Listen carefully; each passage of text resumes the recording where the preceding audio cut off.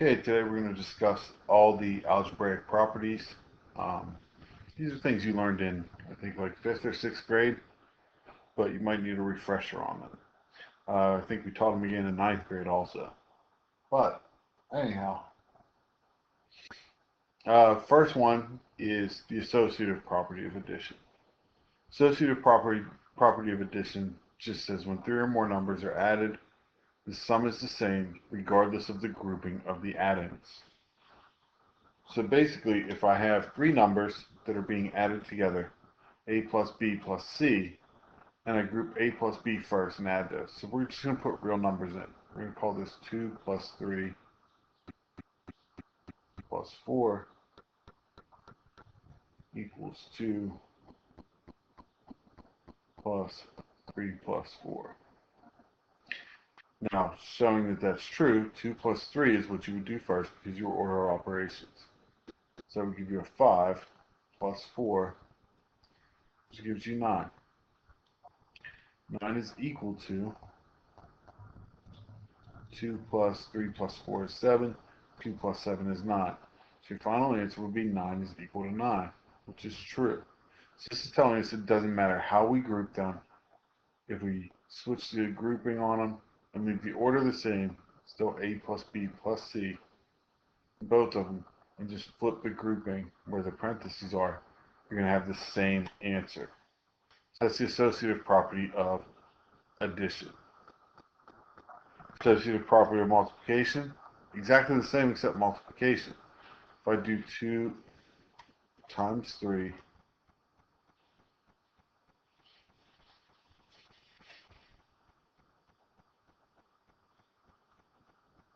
times 4, that's the same as 2 times 3 times 4 to 3 times 4 in parentheses. 2 times 3 is 6. 6 times 4 is 24. That's equal to 2 times 3 times 4 is 12. 2 times 12 is 24. So it gives you the same answer for both. So we can group our multiplication exactly the same as the addition. Doesn't matter how the grouping works as long as you group it. Our commutative property of addition just says that we can switch the order. So if I have 2 plus 3, that's the same as 3 plus 2. 2 plus 3 is 5, 3 plus 2 is 5. Doesn't matter, it stays exactly the same. Same thing for the commutative property of multiplication. If I have 2 times 3, that's the same as 3 times 2. Doesn't matter which order you put it in, you get the same answer. Next is the distributive property. It's the sum of two numbers times a third number. Remember, sum means adding, is equal to the sum of each addend times the third number. For example, a times b plus c in parentheses is equal to a times b plus a times c.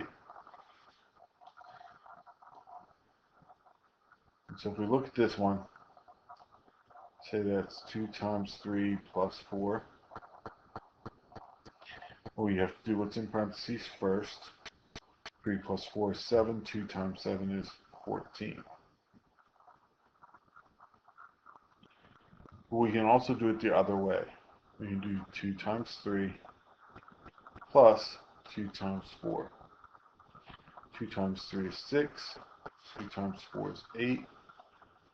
6 plus 8 is 14. It wouldn't matter either way. That's the whole point of the distributive property.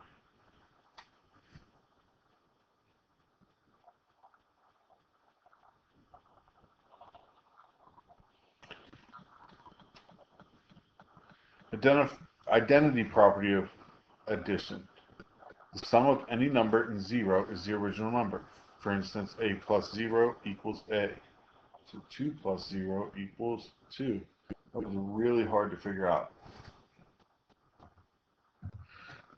So the identity property of addition just means that we can add a 0 and keep this number exactly the same. identity of property of multiplication is just asking what number can we multiply by and get the same exact thing. So if I had 450 times what number gives me 450. It's always going to be 1. So the identity property of multiplication just says that we can multiply any number by 1 and get the same number.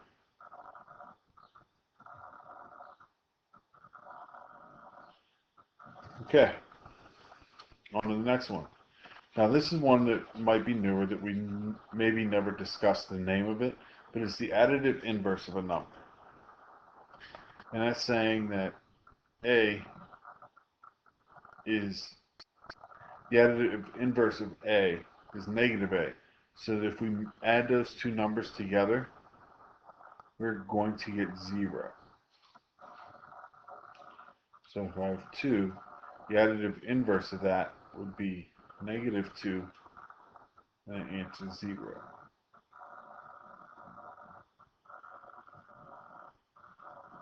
And so this number here should always end up being whatever you added up here. So for the additive inverse, it should always be and give you a 0 at the end. The multiplicative inverse of a number is a little different because you're going to end up with the same number that you multiplied by for the identity property of multiplication. And so the multiplicative inverse of a number is 1a is 1 over a, because a times 1 over a equals 1. So we can try that. So it's 2 times 1 over 2. 2 times 1 is 2. 1 times 2 is 2. So it's 2 divided by 2, which is just 1. It's a dead giveaway.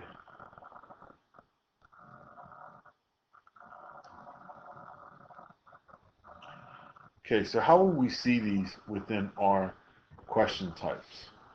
Well, here's an example of something now asked.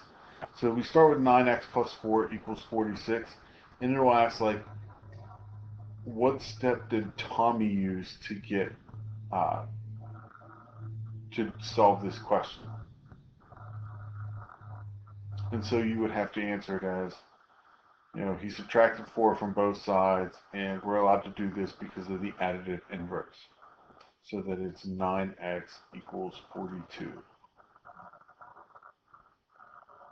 Now, in some cases, they may ask you to finish the problem. In other cases, they don't.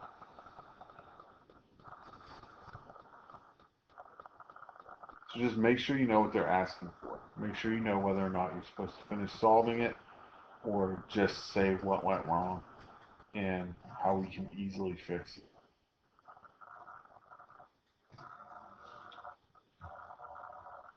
All right. I want you to go ahead and try the